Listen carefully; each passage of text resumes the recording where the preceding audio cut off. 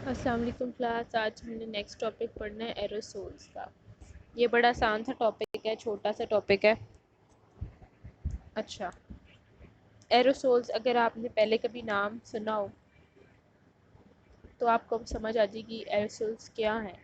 Aerosols जो होते हैं ये परफ्यूम्स की बॉटल्स आपने कभी देखी हो, एयर फ्रेशनर्स की बॉटल्स देखी हो, ठीक है। हेयर स्प्रेज होते हैं, बॉडी स्प्रेज होते हैं, और या क्या हो सकते हैं इनहेलर्स आपने देखे हो, कई बड़ा बूढ़ा इस्तेमाल करते हो, मेडिकल जो दवाइयाँ होती हैं इनहेलर्स, ठीक है। वो सारे जो उनके अंदर मैकेनिज़्म होता है ना, वो एरोसोल्स का मैकेनिज़्म होता है। वो जो उनकी ट्यूब है, पूरा सिलेंडर है जिसमें से प्रेशराइज्ड पंप के साथ एक स्प्रे निकल के आता है, उसे हम कहते हैं एरोसोल।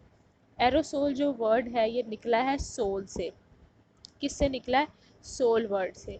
सोल क्या होते हैं? सोल हम उस चीज़ को कहते हैं जो कि एक मिक्सचर हो जिसके अंदर सॉलिड या लिक्विड, ये दोनों चीज़ें जो है ये किसी मीडियम के अंदर सस्पेंडेड हो। सॉलिड या लिक्विड पार्टिकल्स हमारे पास किसी दूसरे मीडियम, वो मीडियम क्या हो सकता है? कोई गैस हो सकती है या एयर हो सकती है।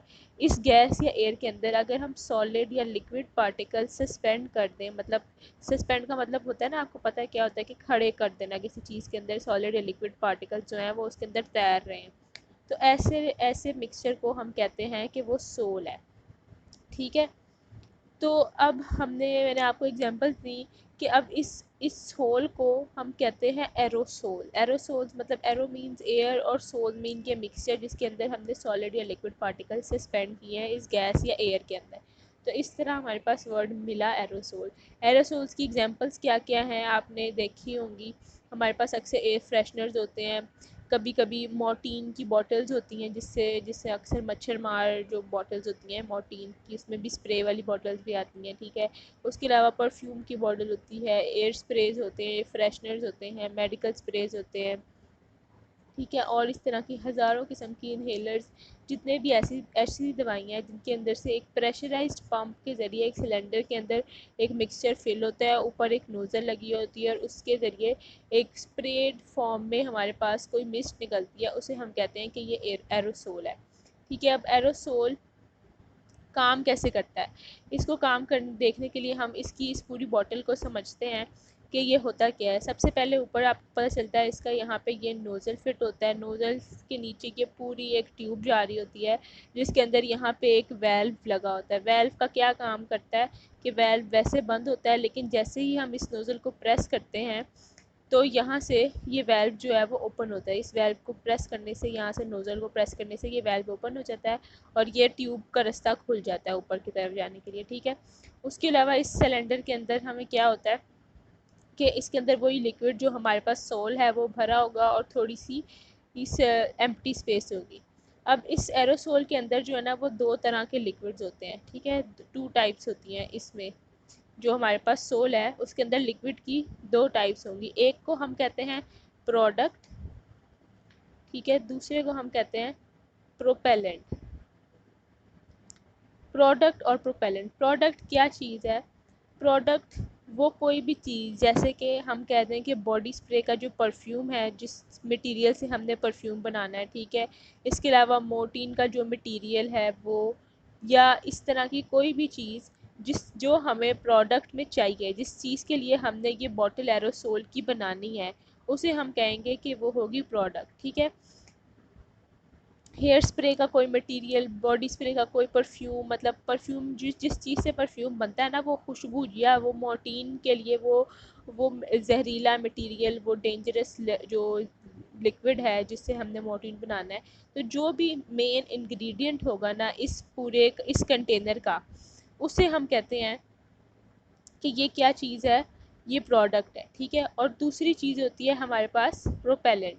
प्रोपेलेंट क्या है कि वो ऐसा मीडियम जिसके अंदर, वो मीडियम जिसके अंदर हमने इन परफ्यूम या इन प्रोडक्ट को सस्पेंड करना है, ठीक है। जैसे हमने परफ्यूम का जो मटेरियल है, मोर्टीन का जो मटेरियल है, हेयर स्प्रे का या इनहेलर्स की जो मेडिसिन हमने डालनी है, अब वो मेडिसिन हम या वो पाउडर फॉर्म में होगी या लिक्विड फॉर्म में होगी, लेकिन हमने उसे किसी चीज़ में तो डालना है ना, तो वो मीडियम या वो चीज़ जिसके अंदर हमने इस प्रोडक्ट को डालना है वो क्या होगी? प्रोपेलेंट, ठीक है, समझ आ गई। अब ये दो चीज़ें जो हैं इनसे मिलके बना होता है प्रोडक्ट और परफ्यूम, सॉरी प्रोपेलेंट।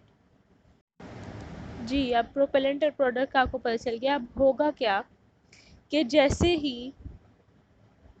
जैसे ही हम इसके अंदर प्रोडक्ट और प्रोपेलेंट का जो मिक्सचर है, प्रोडक्ट प्लस प्रोपेलेंट का मिक्सचर हम तैयार करके डालेंगे, ये वो हमारे पास पूरा का पूरा मिक्सचर आ गया। अब हम ऊपर इसके थोड़ी सी यहाँ पे एम्प्टी स्पेस देते हैं, ठीक है, ये पूरी एम्प्टी स्पेस देते हैं यहाँ पे। वो क्या वजह होती है, क्योंकि ये जो लिक्विड होता है ना, इसको जब हम रूम टेम्परेचर पे रखते हैं तो ये लिक्विड जो है ये कुछ इसके इवेपोरेट होता है, ठीक है, इसके कुछ वेपर्स बनते हैं और वो वेपर्स कलेक्ट हो जाते हैं इस वाले एरिया में। ये जो हमारे पास एम्प्टी स्पेस वाला एरिया है ना, ये रूम टेम्परेचर पे जब ये लिक्विड इवेपोरेट होगा, इसके थोड़े से वेपर्स होंगे वो यहाँ पे आके जो है वो क्या कहते हैं, सस्पेंड हो जाएंगे, इधर आ जाएंगे बहुत सारे।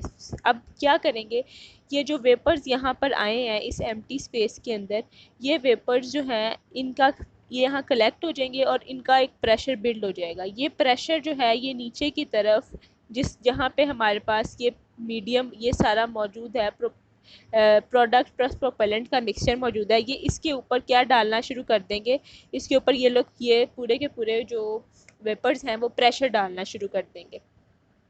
अब होगा क्या कि जैसे ही हम यहाँ से इस नोज़ल को हम पुश करेंगे और यहाँ से वेल्व जो है वो खुल जाएगा, वेल्व जो है वो यहाँ से ओपन हो जाएगा।